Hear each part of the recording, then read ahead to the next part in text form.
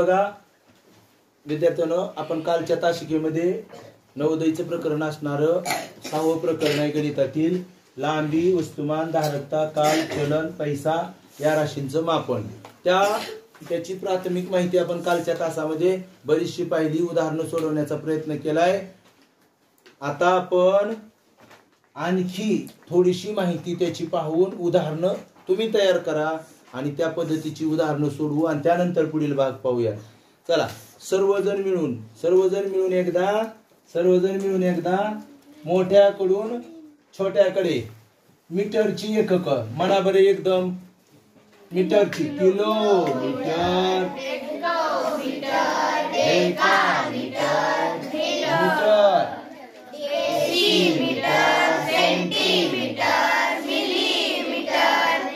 आता त्यानंतर ग्रॅमची मोठ्याकडून लहान किलो,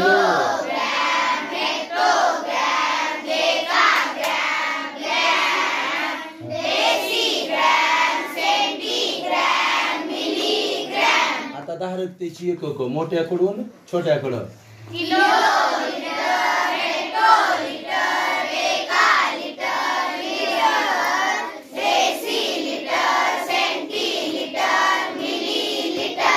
आता छोट्याकडून मोठ्याकडे एकक आपण मोजूया मीटरची लांबी मोजण्याची. हा,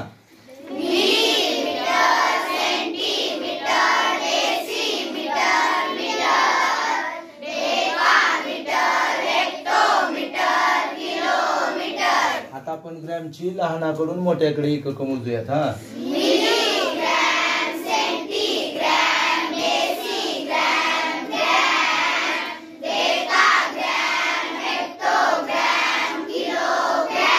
त्यानंतर आपण धारकतेची एकक छोट्याकडून मोठ्याकडे. हा,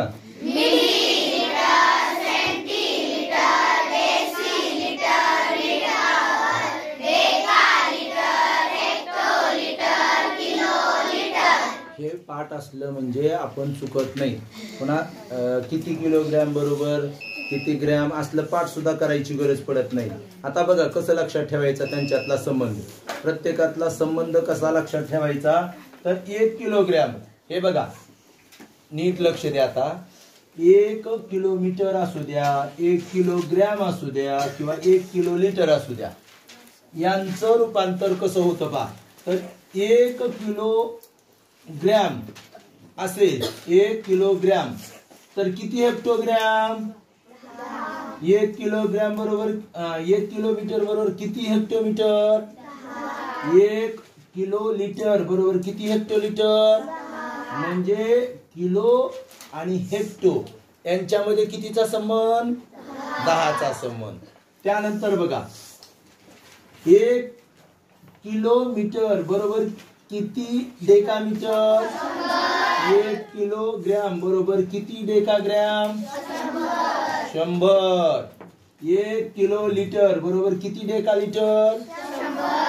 आता आपण ह्या प्रमाणित एककाचा संबंध पाहूया. 1 किलोमीटर बरोबर किती मीटर, 3 शून्य आले. 1 किलोग्रॅम बरोबर किती ग्रॅम, 1000 ग्रॅम. 1 किलो लिटर बरोबर किती लिटर, 1000 लिटर. आता आपण ह्या 1 किलो लिटरचा संबंध, किलो लिटर असो, किलोग्रॅम असो किंवा किलो लिटर असो, यांचा संबंध डेसीशी पाहूया. बघा 1 किलोमीटर बरोबर किती डेसिमीटर, 10,000. 1 किलोग्रॅम बरोबर किती डेसिग्रॅम, 10,000. 1 किलो लिटर बरोबर किती डेसिलिटर. आता आपण किलोचा आणि सेंटीचा संबंध पाहूयात. आणखी त्या सेंटीच्या खाली 1 शून्य दिलं तर 1 किलोमीटर बरोबर किती सेंटीमीटर, 1,00,000 सेंटीमीटर. 1 किलोग्रॅम बरोबर किती सेंटीग्रॅम, 1,00,000 सेंटीग्रॅम. 1 किलो लिटर बरोबर किती सेंटीलिटर, सेंटी. आणि आता किलो हे सगळ्यात मोठं एकक इथलं इथं दिलेल्यातलं. आणखी वस्तुमानाची वगैरे मोठी एकक असतात आपल्याला माहिती आहे, पण तरी पण इथलं सगळ्यात मोठं एकक आणि हे छोटं एकक. बघा मग 1 किलोमीटर बरोबर किती मिलीमीटर, 10 10 लाख मिलीलीटर. 1 किलोग्रॅम बरोबर किती milligram? 10 lakh milligram. 1 kilo litre बरोबर किती मिलीलीटर? मिलीलीटर. हा जर संबंध तुम्हाला समजला का, तुम्ही कशाचं पण रूपांतर आपलं मापन करता येतं, रूपांतर करता येतं. आता मला उदाहरण सांगायचं. आपण उदाहरण सोडूया. उदाहरणे लिहा. तुम्ही सांगायचे, आपण सगळ्यांनी मिळून सोडवायचं. पहिलं उदाहरण. लहानाचं मोठं, मोठ्याचं लहान, काय पण करूयात. आता आपण काही उदाहरणं सोडूयात, त्यानंतर आपण पुढील भाग पाहूयात. सांग.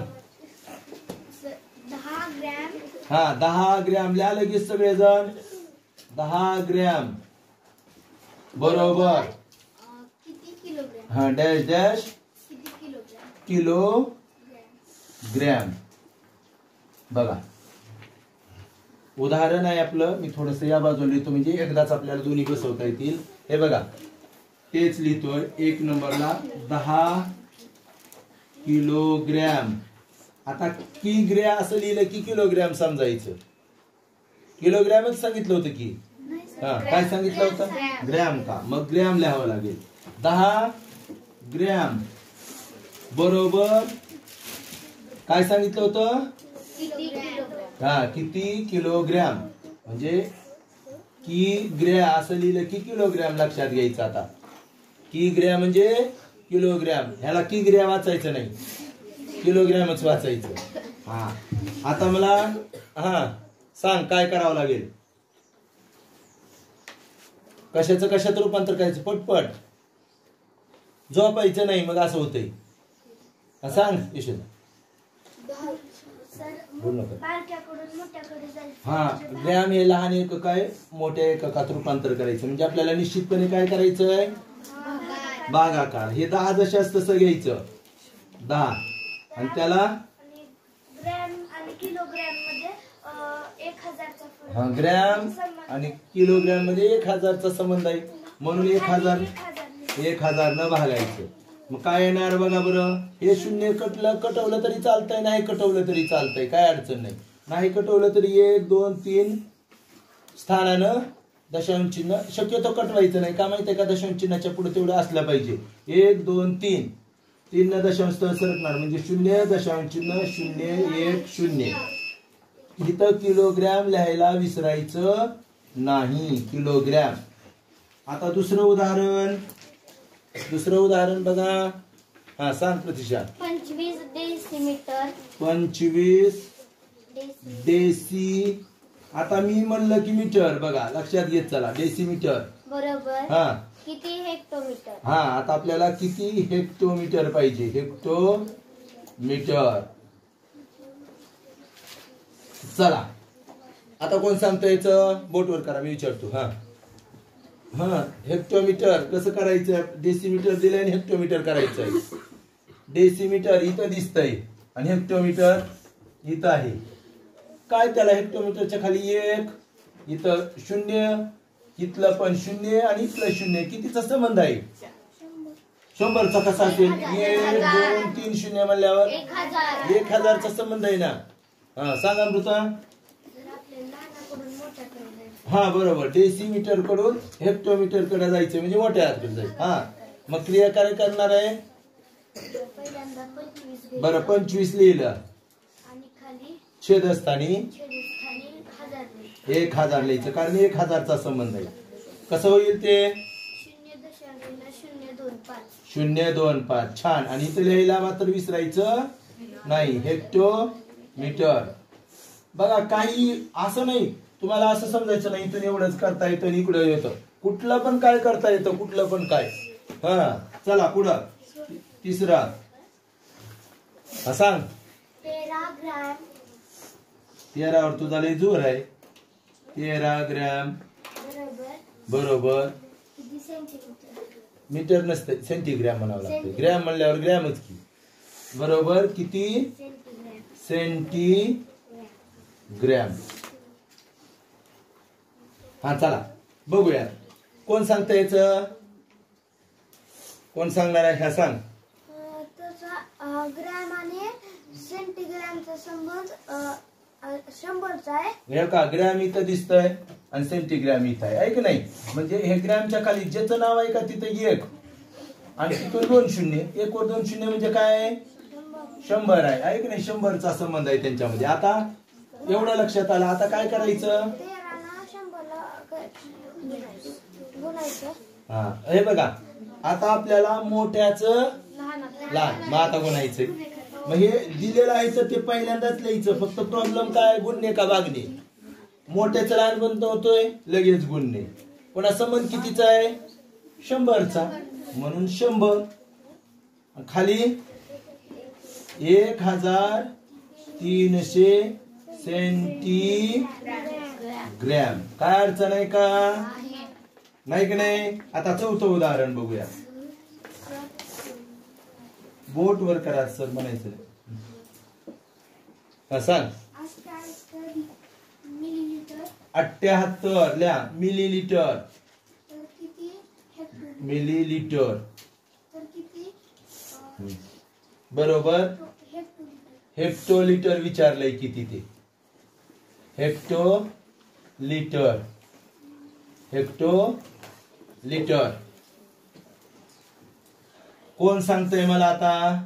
हे बघा 78 जे दिलंय ते तर 78 लिहिणारच आहोत आपण. त्यात काय वादच नाही. फक्त प्रॉब्लेम गुणिले का भागिले. आता गुणिले का भागिले कशाचं काय बनवायचं आपल्याला. काय तो मिली दिसतंय मला. काय बनवायचंय हेक्टो बनवायचंय. मग आधी पहिली गोष्ट गुणायचं का भागायचं. एकदम बरोबर. का हा लहान एककाचं मोठ्या एककात रूपांतर करतोय. भागायचं. तुम्ही म्हणला म्हणून बर का. नाही तर मला काय कळत नव्हतं. भागायचं छेदलेला. आता संबंध कितीचा आहे त्यानं भागायचं. हे का इथं 1 लिहिलं का 1 0 2 0 3 0 4 0 5 0 संख्या काय झाली 1,00,000 झाली. म्हणजे 1,00,000नच भागायचंय. 1,00,000 1,00,000 ना आपण भागणार आहे.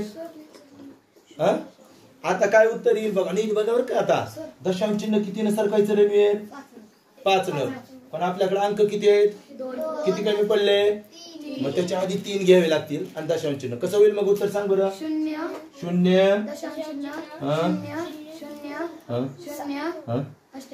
7 8 ओके.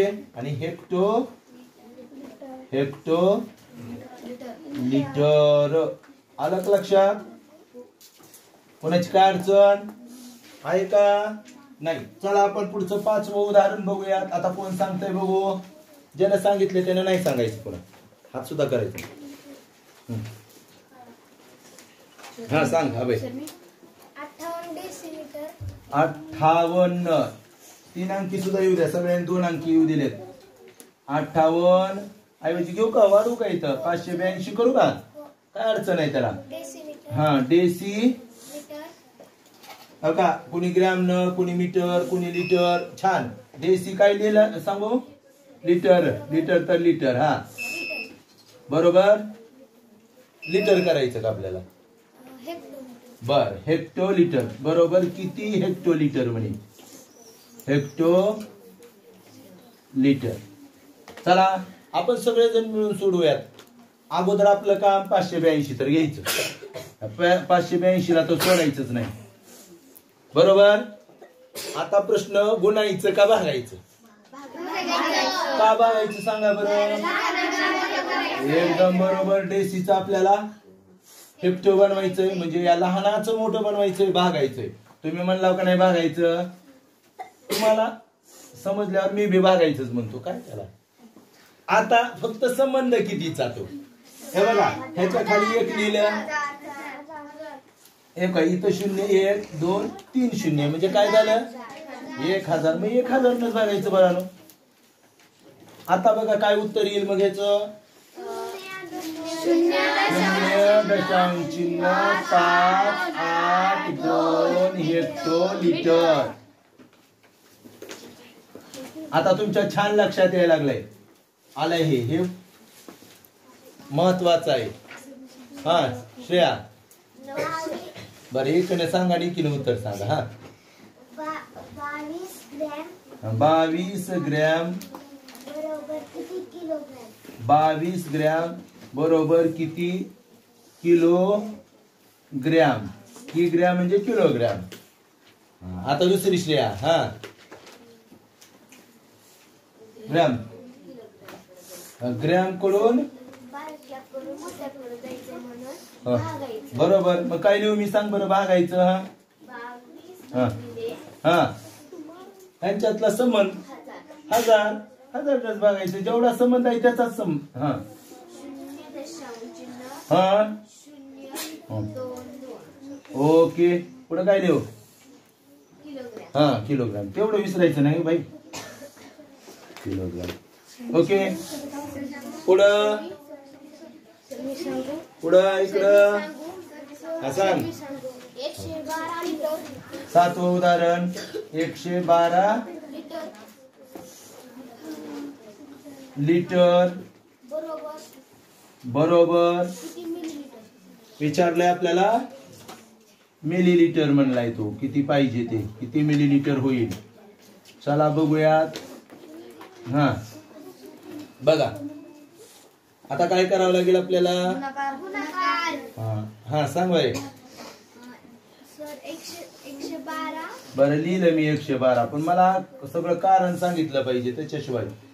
गुणाकार का करायचा. हा या लिटरचं मिलीलिटर म्हणजे मोठ्याकडून म्हणजे लहान बनवायचंय मोठ्याचं. हा म्हणून काय करणार गुणिले. आता कितीनं गुणायचं. सर त्यांच्या दोघांमध्ये 1000चा संबंध आहे म्हणून 1000नं गुणायचं. म्हणजे 112 वर किती शून्य येणार. 1 2 3. पण वाचन कसं होणार याचं. 1,12,000 मिलीलिटर. मिलीलिटर. आलं का लक्षात तुमच्या. समजलं का. हा आता एक उदाहरण शेवटचं इथं घ्यायला नाही आपण. हा सांग. मी म्हणू नका. हा 35 ग्रॅम 35 ग्रॅम बरोबर किती मिलीग्रॅम? बरोबर किती मिलीग्रॅम. हा मिलीग्रॅम.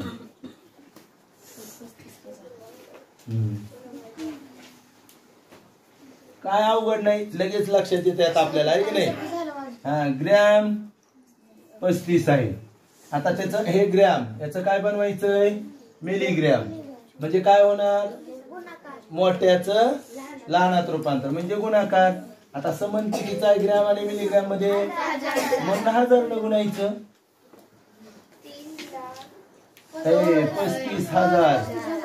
35,000 मिलीग्रॅम. हे बघा आता हे उदाहरण तुम्हाला किती पण सोडवता येतील. आज पण आता हे सगळ्यावरचं कोणतं पण कशात रूपांतर. याची फक्त 10 उदाहरणं तयार करा. किती उदाहरणं करणार तयार हे लक्षात ठेवा आणि पाठवायचे. काल बऱ्याच जणांनी छान केले तयार हे बघितले. आज पण काय करायचे 10 उदाहरणं कुठून पण. आज कशाचं पण कशात. काल आपण इथून एवढंच म्हटलं होतं बरोबर आहे की नाही. मीटर ग्रॅम लिटर यांचं इकडं. आता मात्र सर्व कशाचं पण मिलीग्रॅमचं तुम्ही डेकाग्रॅम बनवू शकता. सेंटीग्रॅमचं किलोग्रॅम बनवू शकता. हेक्टोग्रॅमचं डेसिग्रॅम बनवू शकता.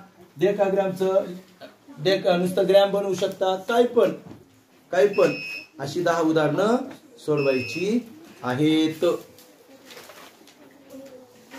हा बाळांनो आता बघा अतिशय महत्वाचं याच्यावर तुम्हाला परीक्षेमध्ये प्रश्न येणार म्हणजे येणार. धारकतेच्या बाबतीत. धारकतेचं एकक तुम्हाला माहित आहे. धारकतेचं प्रमाणित एकक काय आहे. काय लिटर. जे आपण पातळ पदार्थ मोजतो त्याचं एकक आहे लिटर.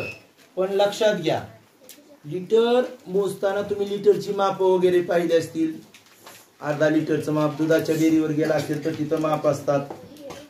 200 मिलीचं असतं 50 मिलीचं असतं त्यानंतर 500 मिलीचं असतं 1000 मिलीचं म्हणजे 1 लिटरचं असतं.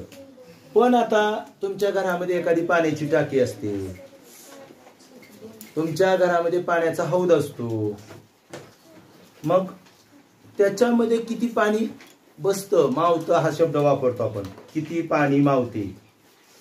ज्यांचं घर स्लॅबचं वगैरे मोठं घर आहे त्यांनी हौद बनवलेले असतात जमिनीमध्ये पाणी साठवण्यासाठी. मग आपल्या घरामध्ये जो हौद आहे त्याच्यामध्ये किती पाणी मावतं, किंवा आपल्याला एखादा हौद बनवायचा आहे तर त्याची क्षमता, त्याची धारकता किती आहे आणि किती बनवायची यासाठी सुद्धा आपल्याला त्याची लांबी, रुंदी, उंची माहित असली पाहिजे. मग ते मोजायचं कसं, तर बघा धारकता मोजताना नीट लक्षात घ्या. 1 घन मीटर नीट समजून घ्या, माझ्या बरोबर लिहा. 1 घन मीटर जर एखादे घनफळ असेल एखाद्या हौदाचं तर त्याच्यामध्ये 1000 लिटर पाणी मावतो. किती मावतं पाणी? 1000 लिटर. अतिशय महत्वाचं, इम्पॉर्टंट. याच्यावर प्रश्न विचारले जातात, नीट लक्षात घ्या. आता तुम्ही म्हणाल सर 1 घनमीटर कसं मोजायचं, तर आपण घनफळ काढताना ते मोजणार आहेत. आता फक्त सूत्र लक्षात ठेवा, बरोबर. घनफळ, क्षेत्रफळ काढतानाही आपण घेणार आहे, तरी पण सांगतो, तरी लक्षात येऊ द्या तुमच्या. आता बघा दुसरा 1000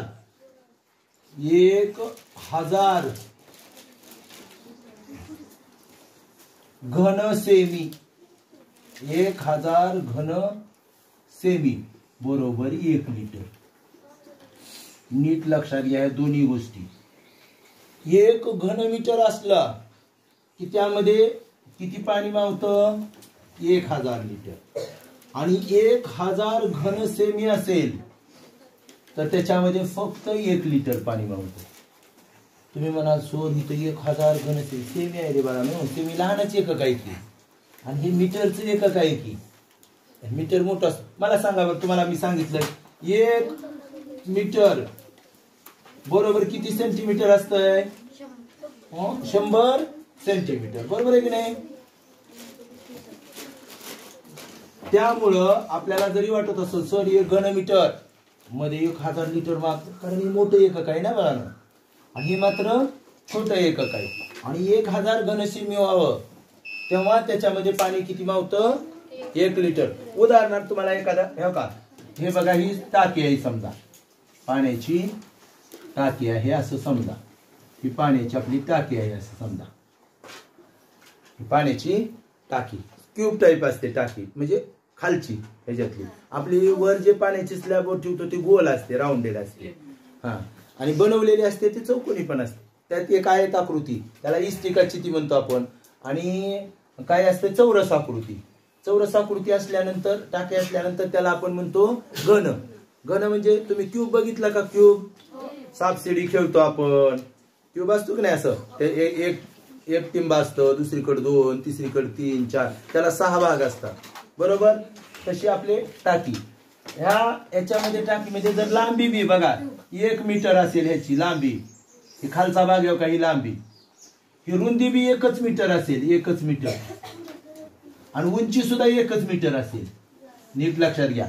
लांबी पण 1 मीटर, रुंदी पण 1 मीटर, उंची पण 1 मीटर. नीट लक्षात घ्या बरं का. लांबी पण 1 मीटर, रुंदी पण आणि उंची पण. त्यावेळी या टाकीचं घनफळ काय होतं माहिती आहे का? घनफळ म्हणजे लांबी गुणिले रुंदी गुणिले उंची, तिन्हीचा गुणाकार. आता या टाकीचं घनफळ बघा, इथं लिहितो मी. टाकीचे घनफळ बरोबर लांबी 1 मीटर गुणिले रुंदी बी 1 मीटर गुणिले उंची पण 1 मीटर. मग ह्यांचा जर गुणाकार केला बघा ना मी, 1 1 1 1 1 1, तिन्हीचा गुणाकार 1च झाला की नाही? 1च गुणाकार का जास्त येतो?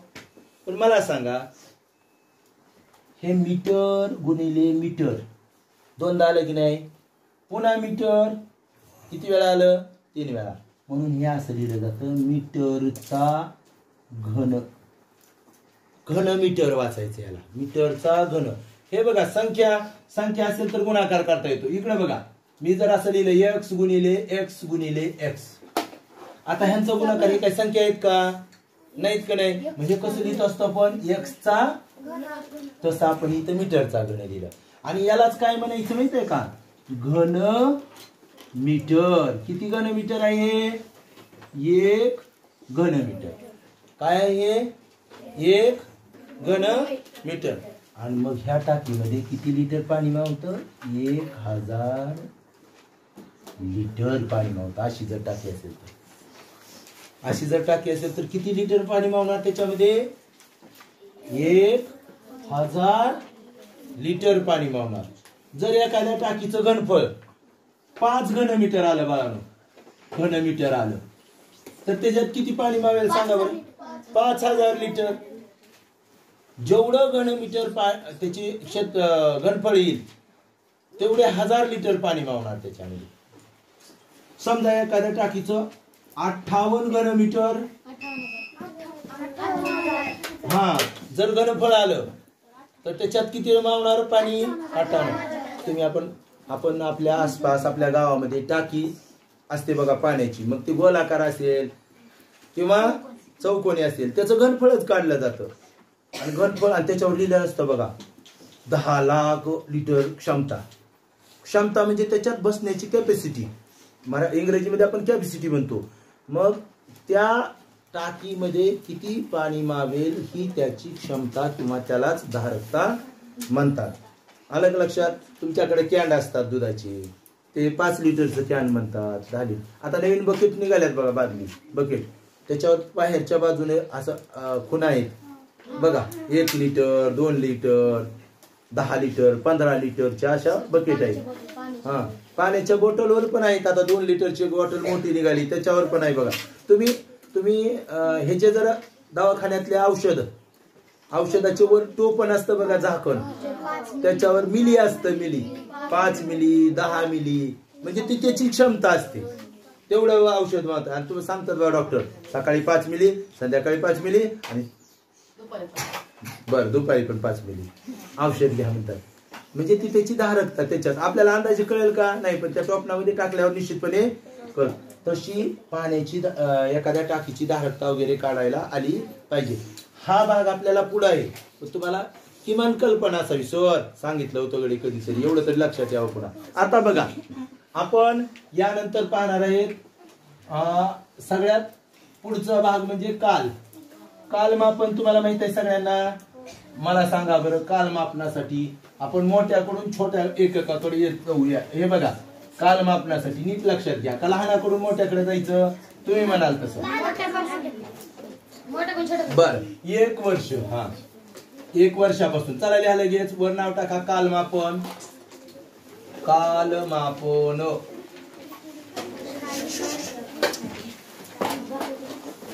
कालमापन. पहिला माग राहायचं नाही, तुम्हाला माहित आहे. 1 वर्ष. 1 वर्ष बरोबर किती महिने रे? 12. बरोबर आहे, 12 महिने.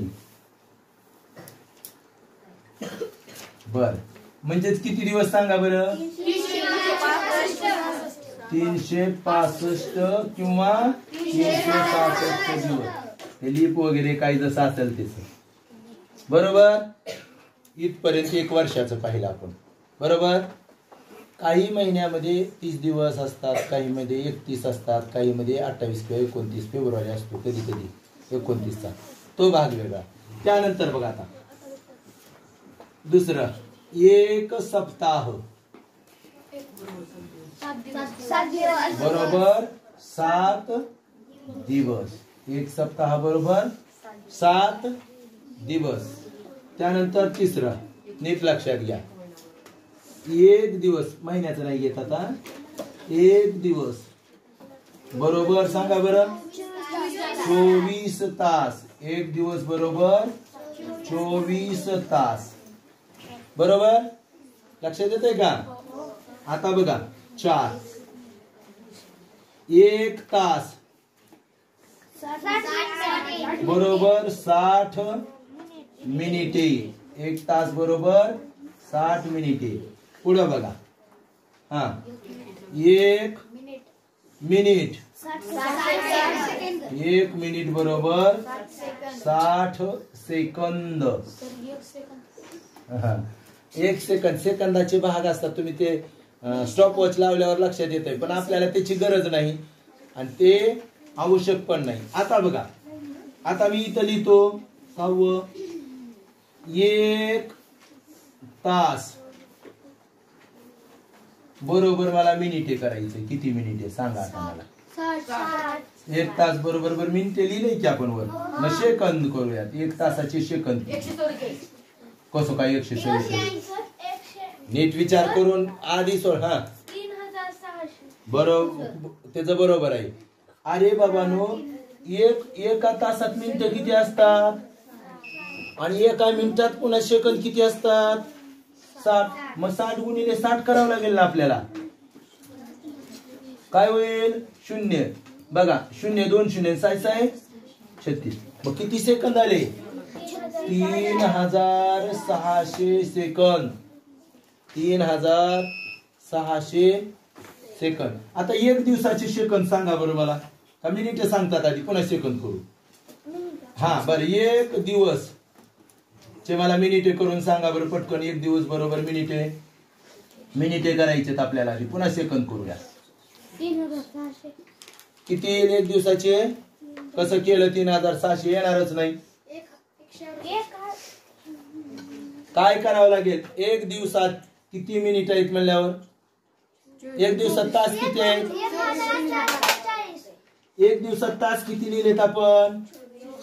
बरोबर का? आणि एका तासामध्ये किती मिनिट आहेत? ऐका, आधी मिनिटे काढतोय आपण. बरोबर, मिनिट एका तासामध्ये किती मिनिटे आहेत? 60. मग आपल्याला दिवसाचे तास किती? 24. मी बोलतोय ते बोला. एका दिवसाचे तास किती? 24. आणि एका तासाचे मिनिट किती? मग या आपल्याला 24 ला 60 ने गुणावं.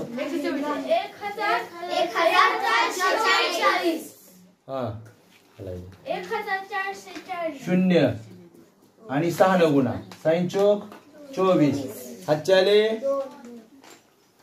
6 2 12 2. हे काय झाले? मिनिटे. एका दिवसाची मिनिटे किती झाली? 1440 मिनिटे झाली. आता मला 1 दिवसाचे सेकंद पाहिजेत. 1 दिवसाचे सेकंद किती येतात बघा. तयार करा. कोण करतंय बघू.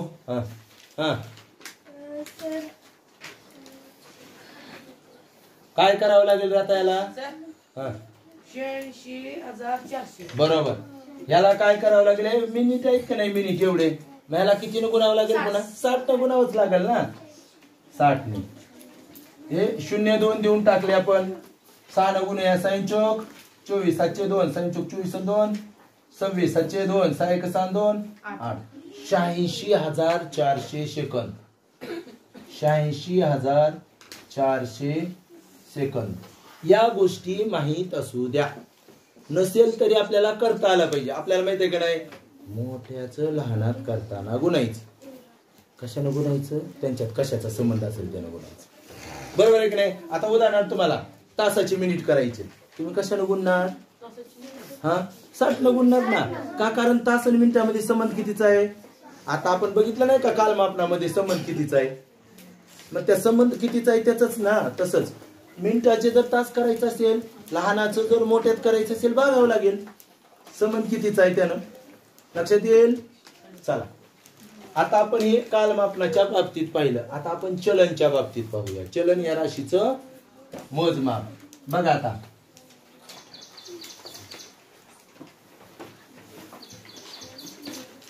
चलन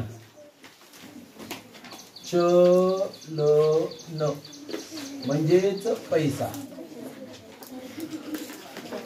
कुछ करायचं नाही रे.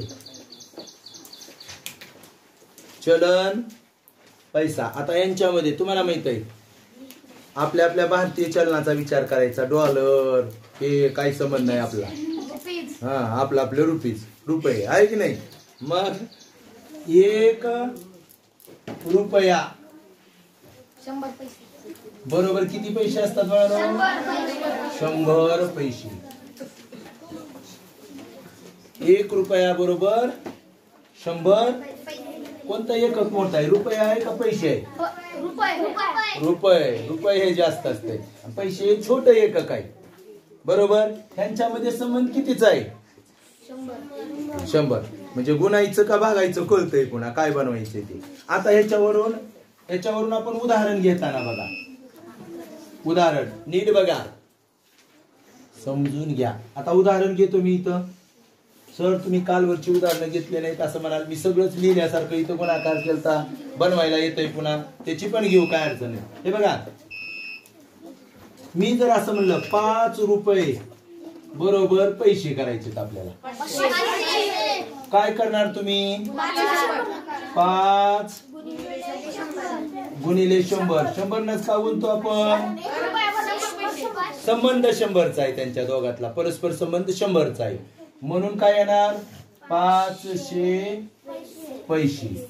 बरोबर. आता मी लिहितो, नीट लक्षात घ्या. 5.8 रुपये बरोबर. आता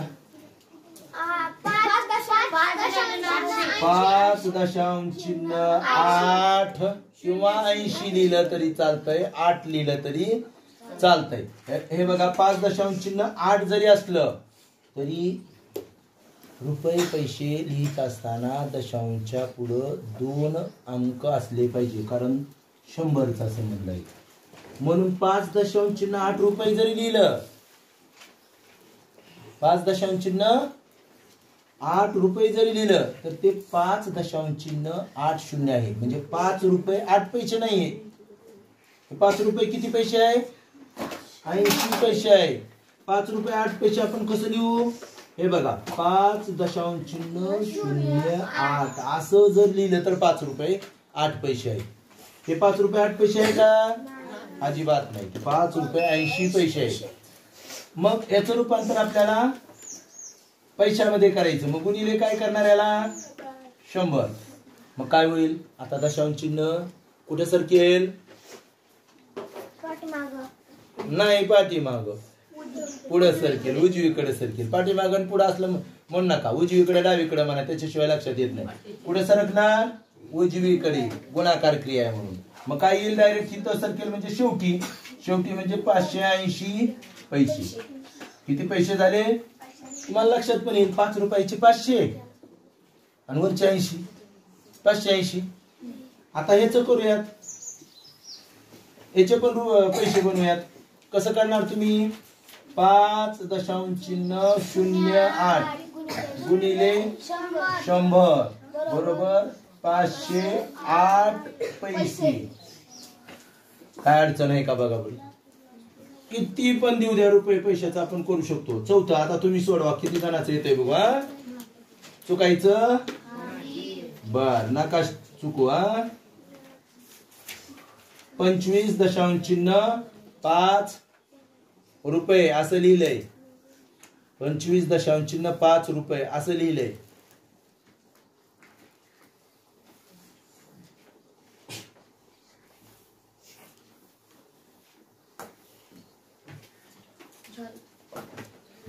तर बघा आपलं काय येणार आहे? 25.5 रुपयाचं पैशात रूपांतर करायचं म्हणून गुणिले 100. आता तुम्ही म्हणाल दशांश चिन्ह सरकवायचे 2 मग अशी सर तुम्ही इथं 0 घेतलं आणि इथं नाही घेतलं, फरक पडत नाही. दशांश चिन्ह कितीने सरकवणार आहेत? 2. पण आपल्याकडे अंकची 1 आहे. काय घ्यावं लागेल? म्हणजे काय येणार आहे? 25 आणि पुन्हा दशांश चिन्ह का? हा, पैसे म्हणजे 2550. आता आपण रुपयाचं उलट रुपयाचं पैसे बनवले. आता पैशाचे रुपये बनवूयात. पैशाचे रुपये बनवूयात. आता चला मला पैसे सांगा किती, पण कुणाला सांगायचे तेवढे. 500 असले तसले तर तसे सांगायचे नाही पूर्णांकात. असं सांगा ना. 813 पैसे द्या. नंबर 1 813 पैसे. आणि याचा आपल्याला काय बनवायचे आता? रुपये बनवायचे. पण काय करावं लागेल? भागाकार. 813 भागिले 100च. संबंध 100चा. आता काय भागलं रे, का गुणलं नाही? लहान पैसे लहान एकक आहे, त्याचं मोठ्यात रूपांतर करायचंय. मग काय येणार? दशांश चिन्ह इथं आहे. भाडा दररोज एकदा तरी म्हणतो, म्हणलं नाही का? डावीकडं आहे की नाही? 8 दशांश चिन्ह 1 3. पण काय लिहावं लागेल मला आता इथं? रुपये लिहावं लागेल. दुसरं उदाहरण 825 पैसे. 825. 800 कशाला पुन्हा दुसरं घ्या की.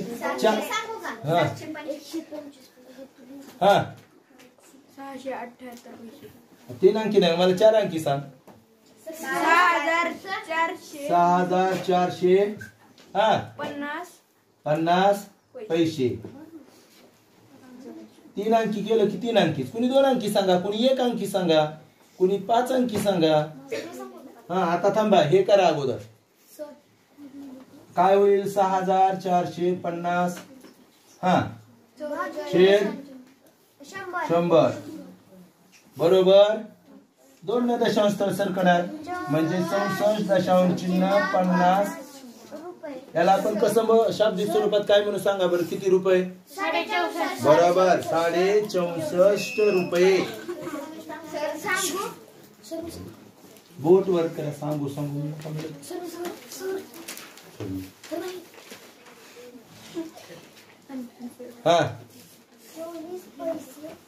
24 पैसे. चला 24 पैसे सोडवा पटकन. काय होईल? 24 अंश छेद 100 बरोबर. दशांश चिन्ह 2 न डावीकडे सरकेल. सोडायला काय उत्तर येईल? 0.24 रुपये. चौथं आर्या पर 1 अंकी सांग मला, तू समजावून सांग. किती पण पैसे? 1 अंकी 9 पैसे. चौथं उदाहरण आहे 9 पैसे. चला काय करावं लागेल? 9 अंश छेद 100च. एवढा विचार करायची काय गरज आहे? 100 ना संबंध 100चा आहे त्यांचा. आता मात्र दशांश चिन्ह कितीने सरकवायचंय? पण 2 अंकच नाहीत आपल्याकडं. कसं लिहिणार मग?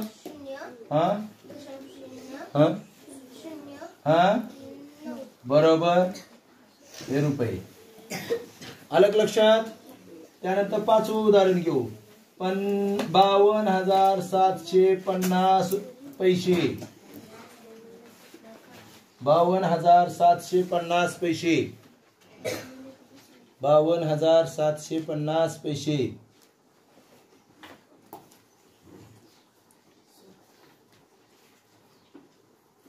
पवार 77 कुठं आहे? आधी मला सांग काय करायचं ते. तर म्हणू नका गोगरे. आधी मला सांग काय करायचं. 5200. लिहून घ्यायचं. 5,000 आहे का ते? 52,750 भागिले त्याचं रूपांतर पैशात करायचंय म्हणून 100. सॉरी रुपयात करायचंय पैशाचं. बोला दशांश चिन्ह कितीने सरकेल? फक्त 2 न, म्हणजे इथं येणार. म्हणजे 527 दशांश चिन्ह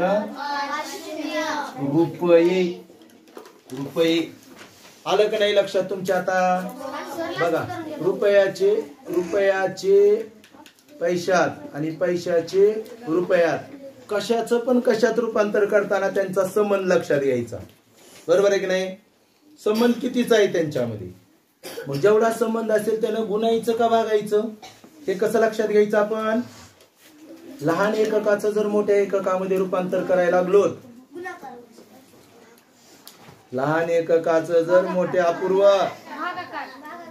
लहान एककाचं जर मोठ्या एककात रूपांतर करायला तर भागाकार करायचं, भागायचं. कितीनं भागायचं? त्यांचा संबंध असेल त्याला. इथं 1 रुपये पैशामध्ये 100 न झालं, त्यांचा संबंध 100चा आहे ना. मिनिट सेकंद मध्ये संबंध कितीचा असतो? 60चा. तर 60 न भागायचं किंवा गुणायचं. मीटर किलोमीटर मध्ये कितीचा संबंध असतो? 1000. तर 1000 न भागायचं किंवा गुणायचं. म्हणजे त्यांचा संबंध कितीचा आहे, कसा आहे? कोण बोलतंय ग? तर अशा पद्धतीनं हे जे आहे का, यातली प्राथमिक माहिती आपण प्रकरण सुरू केलेलं नाही. ही माहिती ज्यांना येईल त्यांना उदाहरणं सोडवायला येणार आहेत. तर आपण आता पुढच्या याच्यामध्ये नमुना प्रश्न पाहूयात. ओके.